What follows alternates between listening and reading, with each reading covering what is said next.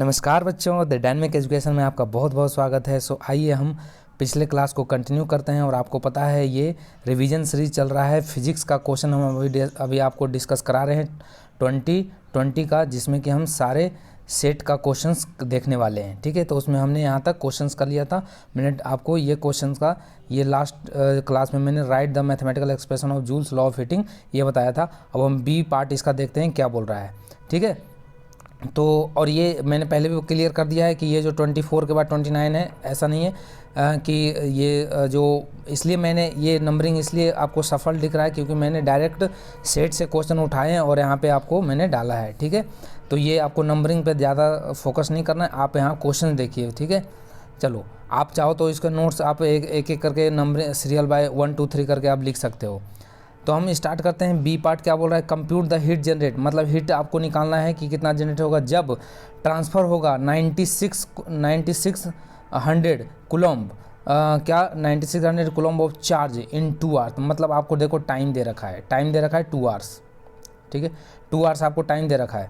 फिर बोल रहा है कि जो पोटेंशियल डिफरेंस भी दे रखा है, वी भी दे रखा है आपको 40 वोल्ट, वी 40 वोल्ट दे रखा है। अब आपको चाहिए क्या, हीट का फॉर्मूला क्या होता है। हीट का फॉर्मूला होता है या तो आप V square R into T लगा दो, या आप क्या जानते हो आई स्क्वायर आर टी। तो यहाँ सबसे पहले तो हमें निकालना पड़ेगा करंट, क्योंकि रेजिस्टेंस, यदि वोल्टेज पता है, टाइम पता है, तो रेजिस्टेंस निकालने के लिए तो करंट चाहिए। तो करंट हम कैसे निकालेंगे, देखो करंट हम निकालेंगे बच्चा, करंट निकालेंगे कैसे, क्योंकि हम जानते हैं करंट का, देखो फॉर्मूला जानते हो आप क्या, क्यू अपॉन टी होता है, चार्ज अपॉन टाइम। तो चार्ज कितना दे रखा है, चार्ज दे रखा है 9600 कूलम। तो 9600 अपॉन में क्या हो जाएगा, अपॉन में 2 आवर्स है। 2 आवर्स को क्या करोगे, पहले तो चेंज कर दोगे किस में, सेकेंड में, क्योंकि ये होता है कूलम पर सेकेंड। तो ये इसका ध्यान रखना है। तो 2 आवर्स का कितना हो जाएगा, 1 घंटे में 3600 सेकेंड, तो 2 घंटे में 7200 सेकेंड हो जाएगा। ठीक है, यहाँ से 2 0 कैंसिल कर लोगे और इसको सॉल्व कर लोगे तो यहाँ से आई आ जाएगा। जब आपको वोल्टेज पता होगा, टाइम पता है कितना सेकेंड में 7200 सेकेंड, और आई करंट आ जाएगा, तो फिर आप क्या हीट नहीं बता सकते हैं। हीट का फॉर्मूला आप लगा देना, आई स्क्वायर आर टी या V square upon R T. तो पहले तो वी और आई दे रखा है, उसे रजिस्टेंस निकाल लेना। या हीट का एक और फार्मूला क्या होता है, 3 फार्मूला मैंने बताया था। तो एक फार्मूला और मैंने बताया था ना, तो आपको क्या कि जो हीट जो होता है वो हीट क्या होता है, V इंटू आई टी, ये भी होता है। तो ये भी आप ध्यान रखें, इससे भी आप निकाल सकते हो रजिस्टेंस। इसमें रजिस्टेंस निकालने का ज़रूरत नहीं पड़ेगा, V आपको पता है, आई निकाल लोगे तो T पता है, तो आपको इसमें पुट करके वैल्यू फाइंड आउट कर लेना। ठीक है, अब हम 20 देखते हैं नेक्स्ट क्वेश्चन कि draw a ray diagram in each case. ऐसा क्वेश्चन आपको आए तो घबराना नहीं है। To show the formation of image when the object is placed. अब आपको देखो कौन से पता है कि between optical centre and principal focus, between optical centre and principal focus के बीच में कौन सा लेंस है, कॉन्वेक्स लेंस है। तो कॉन्वेक्स लेंस कैसे बनेगा, कॉन्वेक्स लेंस आप जानते हो कि ये हमारा कॉन्वेक्स लेंस होता है, और कॉन्वेक्स लेंस पे आपको बोल रहा है ये हमारा फोकस है, ये हमारा ऑप्टिकल सेंटर है। ये आपको नोटेशन बिल्कुल पता होना चाहिए। ऑप्टिकल सेंटर बोल रहा है बिटवीन, तो इसके बीच में रखेंगे। तो ये आपको लास्ट केस याद आ रहा है क्या, लास्ट केस आ गया ना हमारे पास। ये अब इसका हम यदि इमेज बनाएंगे, यदि हम इसका इमेज बनाते हैं तो कैसे बनेगा इसका, बताओ। इसका इमेज हमारा, एक सेकेंड मैं यहाँ से दोबारा डायग्राम बनाता हूँ थोड़ा बड़ा। और ये हमारा फोकस, ये ऑप्टिकल सेंटर। ठीक है, यहाँ पे हम कहीं भी बीच में बिटवीन बोल रहा है तो हम यहाँ पे रखेंगे। और इस तरफ क्योंकि लेंस है, ये लेंस है, तो इस तरफ भी फोकस होगा, यहाँ से रिफ्रैक्ट होकर इस फोकस से पास करेगा। ठीक है, इस फोकस से पास करेगा, ये तो आप जानते हो। और एक रूल और क्या होता है, एक जो ऑप्टिकल सेंटर से जाता है वो ऑप्टिकल सेंटर से ही पास कर जाता है। तो ये दोनों का आगे कहीं, दोनों जो है डाइवर्टेड लाइन है, पैरेलल लाइन नहीं होता है। तो ये डाइवर्टेड है, तो ये कहीं पीछे मिलेगा, ये कहीं पीछे मिलेगा, और पीछे मिलेगा तो मतलब इसका इमेज का जो नेचर है कैसा हो जाएगा, इमेज का नेचर हो जाएगा वर्चुअल, क्योंकि रियल रे तो मिल नहीं रही है। तो ये आपको याद होगा, आई थिंक इसमें ज़्यादा मैं डिस्कशन नहीं करूँगा, ये बस आपको लास्ट वाला केस कॉन्वेक्स लेंस का याद होगा। ठीक है, जिस तरह से कॉनकेव मिरर होता है, जो उसका जब हम फोकस और पोल के बीच में रखते हैं तो बिहाइंड द मिरर बनता है, वर्चुअल इमेज बनता है, उसी तरह से कॉन्वेक्स लेंस हो जाता है। ठीक है, बोल रहा है anywhere in front of concave lens. अब नेक्स्ट इमेज फॉर्मेशन बताइए जब कहीं भी रखा जाए कॉन्केव लेंस। तो पहले तो कॉन्केव लेंस बनाओ, कॉन्केव लेंस ये बनाओगे, ठीक है। अब ये हमारा ये फोकस हो जाएगा और ये हमारा प्रिंसिपल एक्सिस हो जाएगा, ये हमारा फोकस, ये हमारा ऑप्टिकल सेंटर। अब इसके बोल रहा है कि कहीं भी रख दो इमेज मतलब ऑब्जेक्ट को, तो हमने यहाँ पे रख दिया और ये क्या होगा, ये डाइवर्ज कर जाएगा, ये डाइवर्ट कर जाता है, कन्वर्ज करता नहीं है, आपको पता है। और एक जब आप यहाँ से ऑप्टिकल सेंटर से भेजोगे तो ये हो जाएगा, ठीक। और जब हम इस रे को इधर मिलाते हैं, इस रे को डॉट डॉट डॉट करके मिलाएंगे इसको, तो ये कहाँ मिलेगा, यहाँ पे मिलेगा, तो ये हमारा इमेज बनेगा। तो इसका नेचर कैसा हो जाएगा बताइए। तो इमेज जो फॉर्म होगा वो काफ़ी डिमिनिश्ड होगा और इरेक्ट होगा, सीधा होगा, ऑब्वियस सी बात है, इरेक्ट होगा। और मैग्नीफिकेशन क्या हो जाएगा इसका, पॉजिटिव हो जाएगा, मतलब लेस देन 1 हो जाएगा। तो ये सब लिखना है क्योंकि ये बोला है state the magnification above the second case and first case, ये इसमें बताना है। तो इस केस में हमारा मैग्नीफिकेशन क्या हो जाएगा, फर्स्ट केस में मैग्नीफिकेशन इसमें भी पॉजिटिव होगा, ठीक है। मतलब इसमें पॉजिटिव होगा और इसमें भी मैग्नीफिकेशन क्या होगा, पॉजिटिव होगा, ठीक है।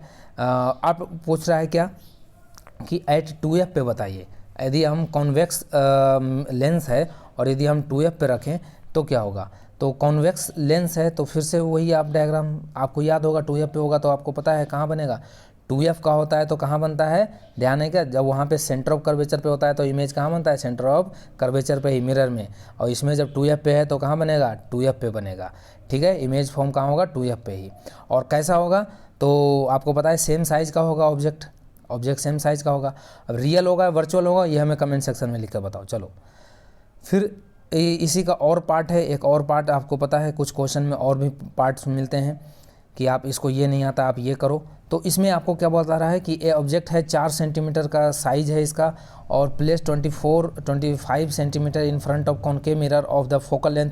तो आपको सब कुछ गिवन है, साइज ऑफ ऑब्जेक्ट की साइज दे रखा है, मतलब ऑब्जेक्ट का हाइट दे रखा है, एच दे रखा है आपको कितना, 4 सेंटीमीटर। और क्या दे रखा है, फ्रंट ऑफ, मतलब ये ऑब्जेक्ट डिस्टेंस दे रखा है। ऑब्जेक्ट डिस्टेंस किससे डिनोट करते हैं, यू से, तो यू आपको दे रखा है 25 सेंटीमीटर। और फोकल लेंथ दे रखा है आपको कितना, फोकल लेंथ दे रखा है 15 सेंटीमीटर। पूछा क्या है, at what from the mirror sharp, मतलब इमेज पूछा है आपको, इमेज डिस्टेंस बताइए। तो इमेज वी पूछा है, तो आपको मिरर है या लेंस है, मिरर है, तो मिरर का फॉर्मूला आप जानते हो क्या होता है, 1/1/v plus 1/u equal to 1/f। ये तो अब सिंपल है क्योंकि इसमें प्लस आता है और उसमें क्या आता है, माइनस आता है। लेकिन वहाँ पे ध्यान रखना है कि 1/v माइनस 1/u होता है या 1/u माइनस 1/v होता है, इसमें कन्फ्यूजन होता है। तो ये क्या होता है, चलो जल्दी से बताओ हमको। तो आपको पता होगा कि क्या होता है, 1/v minus 1/u equal to 1/f, ठीक है। तो ये तो हमने डिफरेंस बता दिया। अब यहाँ पे इसमें फॉर्मूला लगा देंगे 1/v 1/u प्लस 1/f। चलो u आपको देखो u पता है, आपको f पता है, तो v तो निकाल सकते हैं। लेकिन बच्चा कन्फ्यूजन कहाँ करता है, बच्चा कन्फ्यूजन करता है साइन में। तो मैंने साइन कन्वेंशन बता रखा है, साइन कन्वेंशन कैसे लेना है, साइन कन्वेंशन लेना है हमें रे की डायरेक्शन के हिसाब से। लेंस कौन सा है, कॉनकेव मिरर है, कॉनकेव मिरर है तो कौन सा कैसे बनेगा आपको पता है। कॉनकेव मिरर में ये जो उठा हुआ पार्ट होता है ये होता है हमारा क्या, ये कोटेड होता है, और ये हमारा जो दबा हुआ पार्ट है जो कर्व बना रहा है ये हमारा रिफ्लेक्टिंग सरफेस होता है। अब ऑब्वियस सी बात है ऑब्जेक्ट डिस्टेंस तो हमेशा क्या रहेगा, ऑब्जेक्ट आप कहाँ रखोगे, रिफ्लेक्टिंग सरफेस के आगे रखोगे, क्योंकि मिरर के पीछे थोड़े ना ऑब्जेक्ट रखेंगे, मिरर के आगे रखेंगे। अब मिरर के आगे रखोगे ऑब्जेक्ट तो कहीं भी रखो तो ऑब्जेक्ट तो हमेशा क्या रहेगा, ऑब्जेक्ट डिस्टेंस तो हमेशा निगेटिव रहेगा, क्योंकि यहाँ से रे आएगी और रे की डायरेक्शन तो इस तरफ हो गया। अब रे की डायरेक्शन इस तरफ है तो इसका मतलब रे की डायरेक्शन के तरफ जो होता है ना ये वाला डिस्टेंस इधर पॉजिटिव होता, इसके अपोजिट जो होता है रे की डायरेक्शन के अपोजिट जो, तो अपोजिट का मतलब इस पॉइंट से हम अपोजिट और सेम साइड हम किसके रेस्पेक्ट में देखते हैं, हम रेस्पेक्ट में देखते हैं पोल के रेस्पेक्ट में। तो पोल से इधर यदि रे की डायरेक्शन इधर है तो पोल के इस तरफ जो होगा ना राइट हैंड साइड में ये पॉजिटिव डिस्टेंस माना जाएगा और लेफ्ट हैंड साइड में नेगेटिव माना जाएगा। तो हम ऑब्जेक्ट हमेशा हम मिरर के सामने रखेंगे तो ऑब्जेक्ट डिस्टेंस तो हमेशा नेगेटिव होगा, तो मतलब यू आपका क्या दे रखा है यहाँ पे, नेगेटिव, ठीक है, यू नेगेटिव होगा, ये ध्यान रखना है।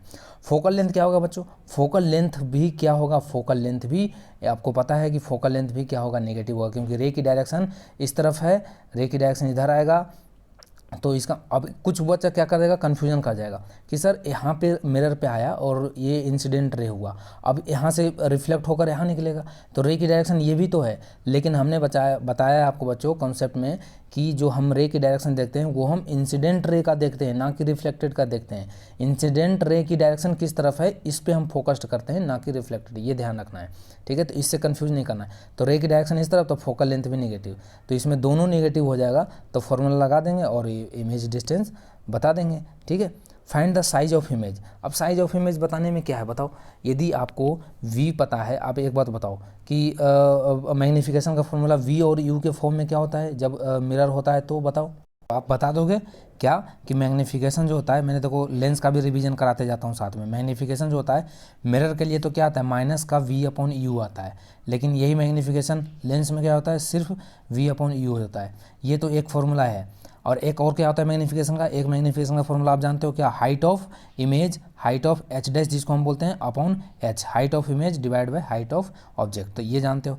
तो यहाँ से तो पहले आपको इमेज ऑब्जेक्ट की हाइट तो दे रखा है, लेकिन पूछा इमेज की साइज पूछा, इमेज हाइट पूछा है, तो उसके लिए तो पहले मैग्नीफिकेशन पता करना होगा। और मैग्नीफिकेशन पता कर ले कैसे कर लेंगे, आपको v और u यहाँ से पता चल जाएगा, v और u आपको आप फाइंड आउट करोगे फर्स्ट वाले केस में, तो इससे आपको मैग्नीफिकेशन पता चल जाएगा, और मैग्नीफिकेशन पता चल जाएगा तो हम यहाँ से मैग्नीफिकेशन रख देंगे, तो यहाँ पे हमें h डैश आ जाएगा, ठीक है, सिंपल है। चलो, और उसके बोल रहा है कि draw the show image formation. ये तो आपको ध्यान रखना है कि जब भी न्यूमेरिकल सॉल्व करना है तो डायग्राम जरूर बनाना है, रे डायग्राम, ठीक है। ये नहीं कि सिर्फ वैल्यू पुट किया और फॉर्मूला लगाया और आंसर निकाल दिया, नंबर कट जाएगा। चलो अब हम नेक्स्ट क्वेश्चन देखते हैं कि व्हाट इज इलेक्ट्रोमैग्नेट, इलेक्ट्रोमैग्नेट क्या है, और लिस्ट एनी टू यूज। सो मैंने बता रखा है ये सब डेफिनेशन कि इलेक्ट्रोमैग्नेट क्या होता है बच्चों। इलेक्ट्रोमैग्नेट होता है कि इलेक्ट्रोमैग्नेट इज, आप डेफिनेशन देखो, डेफिनेशन तो आप जो एनसीईआरटी में लिखा हुआ है 2 लाइन का डेफिनेशन, उसी को फॉलो करना है, बट आपको समझना क्या है कि electromagnet is a type of magnet in which magnetic field produce by the electric current.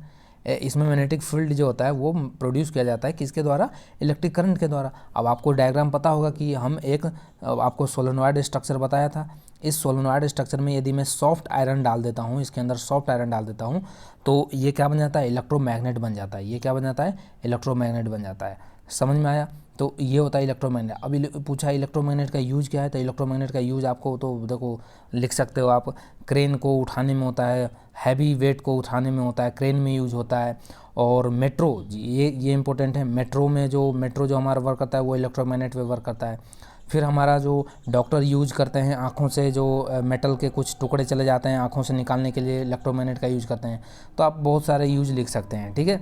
फिर उसके बाद बोल रहा है draw a level diagram to show electromagnet is how an electromagnet. तो देखो लेवल डायग्राम क्या होगा, वही सोलेनॉइड लगाएंगे और उसके अंदर हम कोर जो सॉफ्ट आयरन है ये हम डालेंगे। ये जरूर लिखना है सॉफ्ट आयरन, ठीक है। हम इसमें एलॉय नहीं डालते हैं, क्योंकि एलॉय या स्टील डालते हैं वो परमानेंट मैग्नेट बन जाता है। हम सॉफ्ट आयरन डालते हैं। ये क्यों डालते हैं ये सब तो हम एक्सप्लेन कर चुके हैं पहले, ठीक है।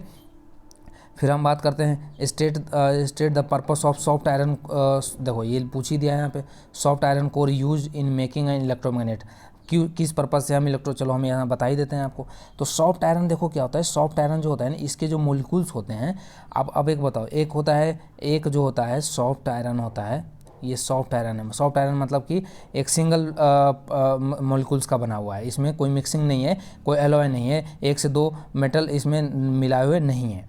तो जब ये सॉफ्ट आयरन है तो आप जब बताओ कि इसके जो मॉलिक्यूल्स होंगे और एक जो एलॉय है उनके मॉलिक्यूल्स के बीच का फोर्स किसका ज़्यादा होगा। ऑब्वियस बात है कि जो सिंगल मटेरियल है उसके मॉलिक्यूल्स के बीच में फोर्स अच्छा होगा, उनके बॉन्डिंग अच्छा होगा।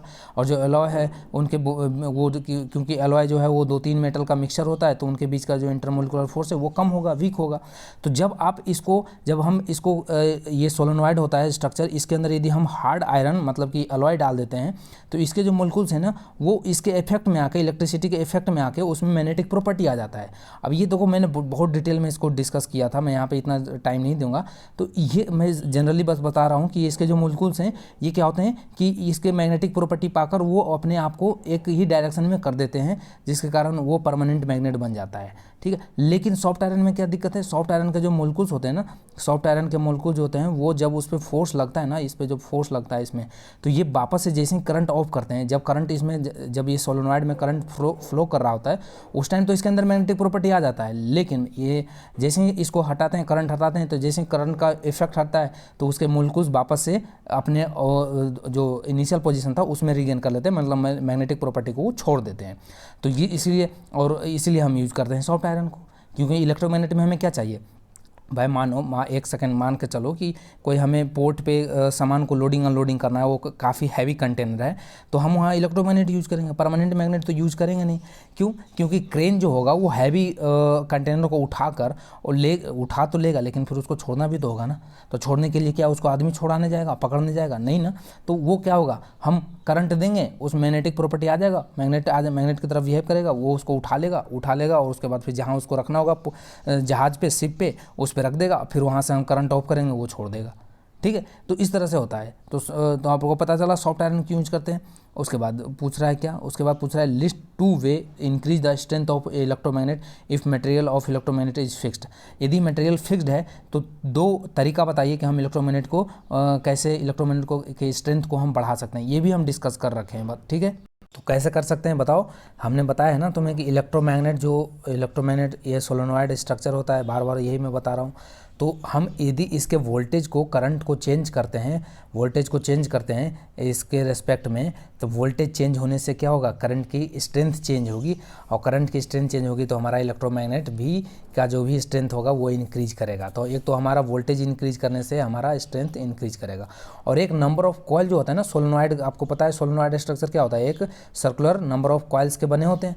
तो ये यदि हम नंबर ऑफ कॉइल्स को बढ़ा देते हैं तो भी हमारा इलेक्ट्रोमैग्नेट का स्ट्रेंथ इंक्रीज कर जाएगा। यही 2 तरीका अब है, वैसे तो और भी तरीके हैं, बट यहाँ 2 पूछा है तो हम 2 डिस्कस कर दिए आपसे।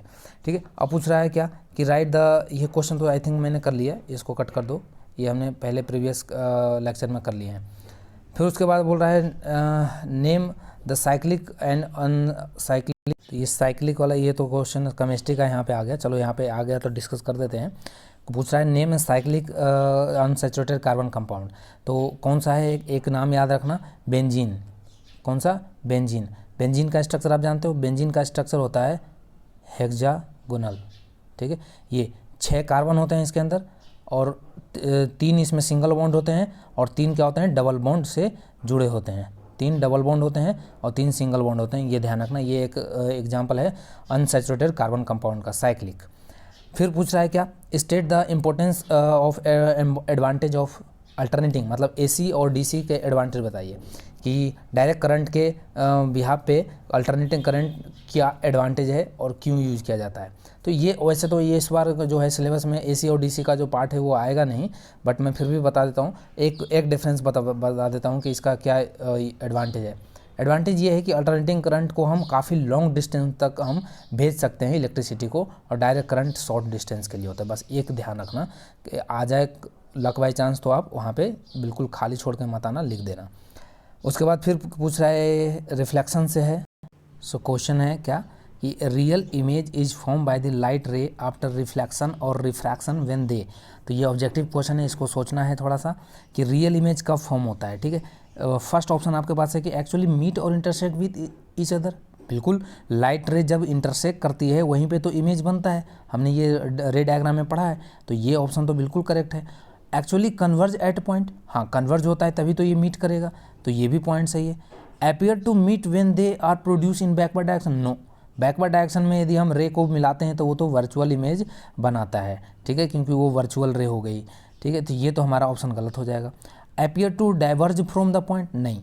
यदि कोई पॉइंट से डाइवर्ज हो रहा है, यदि कोई रे आ रही है और ये डाइवर्ज हो रहा है, ये रे आई और डाइवर्ज हो गया, तो इसका तो ये जो एक्चुअल रे तो मिली नहीं, ये क्या होगा, इसका तो ये डॉटेड रे मिलेगी पीछे करेंगे, तो इसका मतलब हमारा ऑप्शन करेक्ट हो जाएगा। क्या ऑप्शन करेक्ट हो जाएगा? A and B, C option हमारा करेक्ट हो जाएगा। ठीक है, चलो अब हम नेक्स्ट इसके और में एक क्वेश्चन है, और ये हमारा लास्ट क्वेश्चन आज का, फिर हम नेक्स्ट क्लास में डिस्कस करेंगे बाकी। तो consider the following property of virtual image. अब ये वर्चुअल इमेज का आ गया, तो क्या वर्चुअल इमेज के बारे में बताओ क्या क्या होगा कि ए कैन, फर्स्ट ऑप्शन क्या बोल रहा है, can not be projected on screen, बिल्कुल सही है, ये बिल्कुल सही है। उसके बाद क्या बोल रहा है, are form by the both concave and convex. Next है कि ये आर ऑलवेज इरेक्ट और ऑलवेज इन्वर्टेड, तो कौन सा ऑप्शन सही होगा? ये तो बिल्कुल सही है, ये भी बिल्कुल सही है। Can not be projector on screen, हाँ वर्चुअल इमेज को नहीं प्रोजेक्ट स्क्रीन पे नहीं देखा जा सकता है। फिर ये बोथ कॉन्केव और कॉन्वेक्स से बनता है लेंस में, हाँ जो कॉन्वेक्स लेंस है इसमें एक पोजीशन पे, जब आप अभी हमने ऊपर डिस्कस किया था focal length focus and optical centre के बीच में होता है, तब वर्चुअल इमेज बना देता है। उसके बाद ऑलवेज इरेक्ट, बिल्कुल वर्चुअल इमेज हमेशा इरेक्ट होता है और इन्वर्टेड नहीं होता, तो इसका मतलब ABC इसका ऑप्शन हो जाएगा। ठीक है, तो आज आई थिंक आपको जितना मैंने क्वेश्चन डिस्कस किया आपको अच्छे से समझ में आया होगा। फिर हम नेक्स्ट क्लास में मिलते हैं। So thank you for watching dynamic education. और यदि आपको मेरा समझाया हुआ अच्छा लगता है, क्वेश्चन अच्छा लगता है, क्योंकि देखो आपके लिए मैं मेहनत कर रहा हूँ, मैं प्रीवियस ईयर के हर एक ईयर वाइज क्वेश्चंस को ढूंढ कर ला रहा हूँ, और जितने भी सेट हैं, एक सेट का नहीं, मैंने ऑल सेट जितने भी CBSE 5 या 6 सेट बनाता है उसके सारे क्वेश्चन मैंने समराइज करके और आपके साथ डिस्कस कर रहा हूँ। तो आपका फ़र्ज़ है कि आप जल्दी से जल्दी इसको अपने दोस्त को भी शेयर करें।